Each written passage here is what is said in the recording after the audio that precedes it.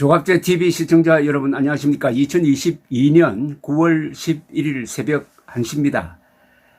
월간 잡지 신동아가 경북 칠곡에 머물고 있는 이준석 국민의당 대표를 찾아가서 한 4시간 동안 심층 인터뷰를 해가지고 올렸는데 그 내용이 상당히 충실합니다.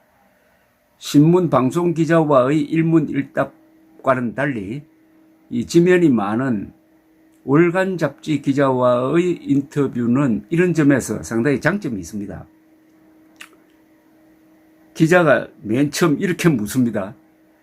윤석열 대통령은 어떤 사람인가요? 이준석, 지금 많이 위축되어 있습니다. 기자, 걸음걸이는 당당해 보이는데요. 이준석, 정치권에서 믿을 만한 사람과 성과를 내는 사람이 누군지 파악을 잘 못하고 있기에 위축됐다고 표현한 겁니다. 이렇게 이야기를 했습니다.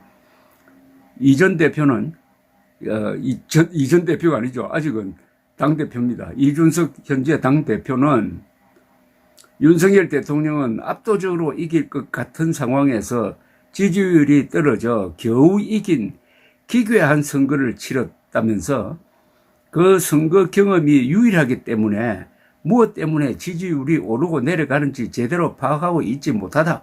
무엇을 해야 국민이 좋아하는지에 대한 자신감이 없다고 부연 설명을 했습니다. 그는 대선 때 누가 표를 얻는 데 기여했는지 누가 표를 까먹게 했는지 분석을 잘 해야 하는데 행상은 둘째치고 농공도 제대로 못했다.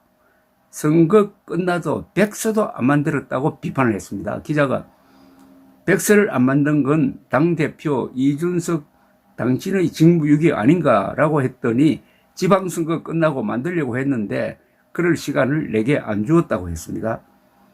기자가 국민의힘 내에서는 대선 때 이 대표가 2차례 가출하는 바람에 지지율이 떨어져 선거가 어려워졌다고 이야기하는 이들이 있다고 하니까 이준석은 이렇게 반박을 합니다. 어떤 데이터도 뒷받침하지 못하는 그들만의 주장입니다. 윤핵관이 나를 들이받으면 지지율이 내려갔고 나와 후보가 손잡았을 때는 지지율이 올라갔습니다. 그게 팩트입니다. 그런데도 대통령이 아직까지 그 사실을 잘 모르는 것 같습니다. 누구 때문에 이겼는지를 잘 모르고 있다. 이런 이야기네요. 기자가 이준석 없어도 가능하다고 여기는 건 아닐까요? 하니까 이준석 당대표가 아주 흥미로운 이야기를 합니다. 내후년 총선을 앞두고 한동훈 장관을 키워서 내 자리에 앉히면 된다고 생각하는 듯 합니다. 그런데 한동훈과 이준석 지지층은 완전히 다릅니다. 한동훈 법무장관을 라이벌로 생각하는 것 같습니다. 기자가 지지층이 어떻게 다른가요? 라고 물었더니 이준석의 분석이 이렇게 나옵니다. 한동훈을 좋아하는 층은 주부층이 많고 이준석은 2030 인터넷 커뮤니티 세대입니다. 보완제로 삼으면 모를까 대체제는 말이 안 됩니다. 그러니까 이준석과 한동훈이 손을 잡으면 그건 보완제가 되는데 그러니까 시너지 효과가 있는데 한동훈을 가지고 이준석을 바꿔칠 수는 없다. 이런 뜻입니다.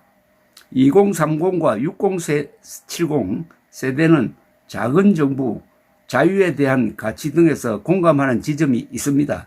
그에 비해 4050은 정책에 굉장히 민감하게 반응합니다. 국민의 힘이 총선에 이기려면 세대 연합, 세대 포위론을 강화해야 하는데 지금 당 상황이 이렇게 되면서 세대 포위론이 깨져버리고 말았습니다. 이건 상당히 이거는 아픈 지적이라고 생각합니다. 요새 지지율이 그렇다는 거죠. 물론 윤석열 대통령에 대한 지지율과 국민의힘 지지율 사이에는 약간 괴리가 있습니다. 국민의힘 지지율이 아직은 민주당 지지율보다 조금 앞서고 있습니다. 그러니까 지금 이상한 게 윤석열 대통령 지지율보다 국민의힘 지지율이 한 10%포인트 더 높습니다. 아까 한동훈과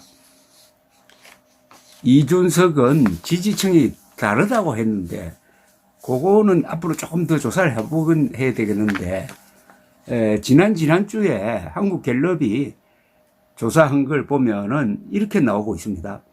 차기 대권 후보감으로 누가 유력하다고 보느냐라고 물어가지고 자유응답을 하도록 한 겁니다.